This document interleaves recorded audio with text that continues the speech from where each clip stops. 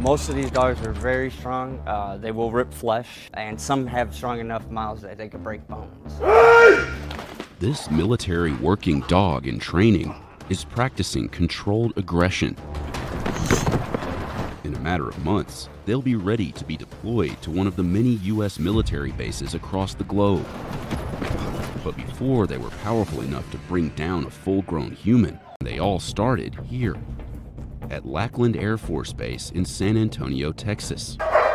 Several hundred dogs are in training at any given time, which takes about 120 days to complete, and is split into 2 blocks: detection training and patrol training. Patrol training is teaching a dog how to essentially chase after a suspect that we're trying to apprehend who is uncooperative, and controlling that dog and their aggression. So it's a non-lethal or less than lethal option for military members that defend installations or secure installations to use and apprehend suspects. Yeah. Good. But before they learn to chase down a suspect, the dogs have to perfect their obedience training.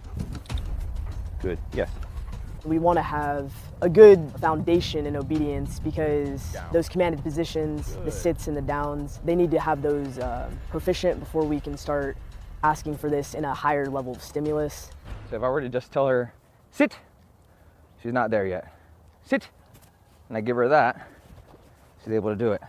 The Department of Defense uses breeds like Belgian Malinois, Dutch Shepherds, and German Shepherds that are between 1 and 3 years old. This is a bite sleeve. Basically, it's just a tool that we use to teach the dogs how to bite a target area, i.e. the arm. This sleeve has a little bit of leather and some foam on the inside, and then on the outside, like the burlaps to cover it.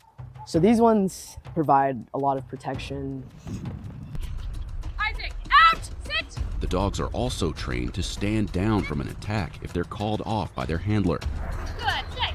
The capping of that drive is the hardest part because you're putting their favorite thing in the world and you're saying, don't touch this. Finally, the dogs are trained to maintain position while their handler pats down the suspect.